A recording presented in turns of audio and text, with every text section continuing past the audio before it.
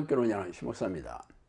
오늘은 왜 세상 사람들이 기독교에 대해 욕을 하는가 주제를 한번 생각해 볼게요. 세상의 부패를 고발하는 방송 프로그램들은 항상 인기가 높죠.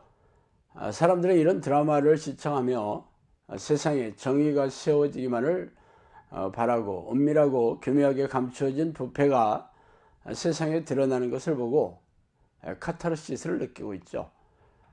특히 성직자의 부패를 고발하는 프로그램이라면 더욱 그러합니다. 성범죄자에 대한 직업군의 1순위가 개신교 목사라고 합니다. 그러므로 목사들의 부패와 성범죄를 고발하는 언론 뉴스와 방송 프로그램이 인기를 구가하는 이유죠. 이에 대해 교단 지도부나 교회 지도자 혹은 교인들의 반응은 어떠합니까? 먼저 적지 않은 교인들은 사탄이 교회와 목사를 공격하여 무너뜨리려 하는 계략이라고 일축하고 담임 목사의 성범죄나 횡령 등의 범죄에 대해 인정하려 들지 않으며 덮어두려고 애쓰고 있죠. 또 다른 부류는 교단 지도자들과 목사들의 반응인데 이들은 동업자 정신에 충실해서 우리가 남인가 하는 성례로 교단에서는 성방마기 처벌을 하고 목사들을 일부의 삐뚤어진 목사들의 일탈이라며 대부분의 목사들은 경건하고 거룩하다고 항변하고 있습니다. 그러므로 크리스찬의 입장에서 보면 암울한 현실을 마냥 외면할 수는 없지만 그렇다고 교회와 목사들을 비난하고 멸시하며 조롱하는 이들의 편을 들어줄 수도 없는 난감한 입장이죠. 그러나 세상 사람들이 왜 기독교를 욕하고 있는 이유가 무엇입니까? 그동안 기독교 목사들과 교인들의 행태를 지켜보고 내린 결론이겠죠. 사실 안티 기독교인들이 기독교에 대해 극렬하게 반발하고 비난하고 부정적으로 돌아선 이유는 기독교에 대한 호감이 실망과 분노로 바뀌게 된 이유가 크겠죠. 솔직히 종교나 혹은 기독교에 전혀 관심이 없는 사람들이라면 교회나 목사들의 일탈과 탐욕에 대해서도 그다지 관심조차 두지 않잖아요. 그런데 오늘은 세상 사람들이 왜 기독교에 대해 욕을 퍼붓고 있는지 한번 살펴보도록 하겠습니다. 먼저 기독교인이 세상 사람들에게 욕을 얻어먹는 이유는 거룩한 성품으로 변하지 않기 때문입니다. 목사들의 탐욕과 일탈로 이어진 각종 범죄 행각도 거룩한 성품과는 정반대이잖아요. 그렇다면 왜 거룩한 성품으로 변화하지 않았습니까? 그 이유는 성령이 내주하지 않았기 때문이죠.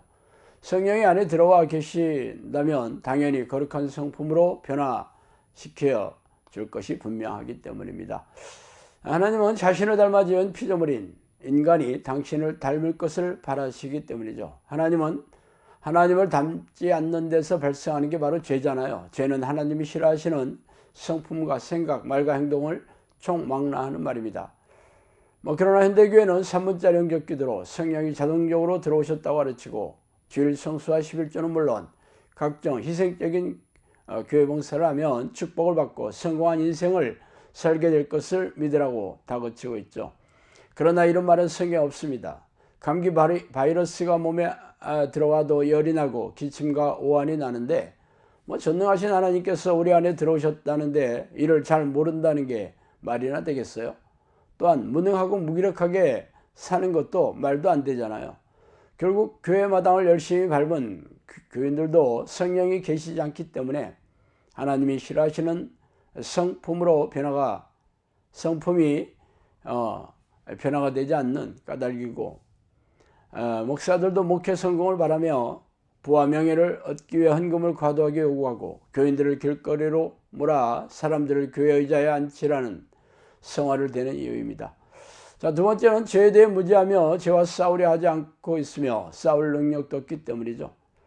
전에는 우리도 다 그 가운데서 우리의 육체의 욕심을 따라 지내며 육체와 마음이 원하는 것을 하여 다른 이들과 같이 본질상 진노의 자녀였더니 에베소 2장 3절이죠.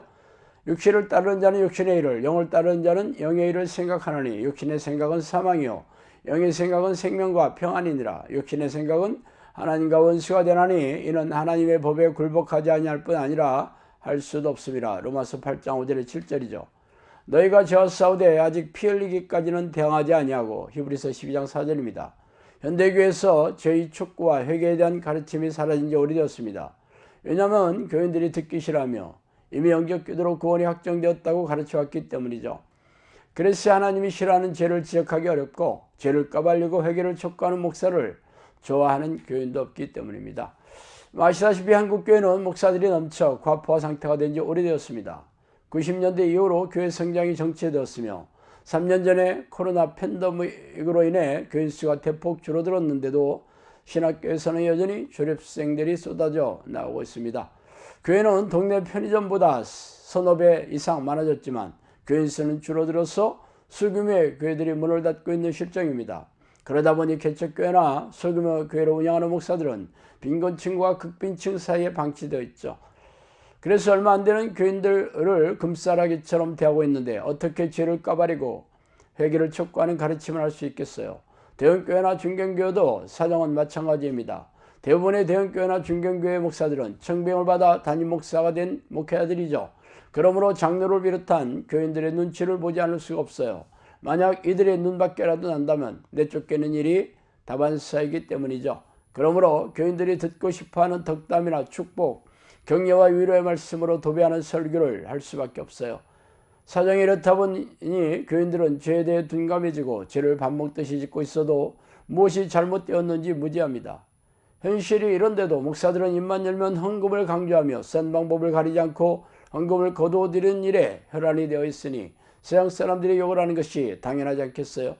또한 거대한 대형교회를 세운 목사는 자식에게 물려주어 종교사업장을 만들고 있으니 기가 막힌 일이 아닐 수 없습니다. 그래서 교회 안에 들어온 수많은 교인들이 실망하여 뒷문으로 빠져나가 분노를 폭발하는 안티 기독교인들이 된 이유입니다. 자, 오늘 여기까지 하겠습니다. 감사합니다.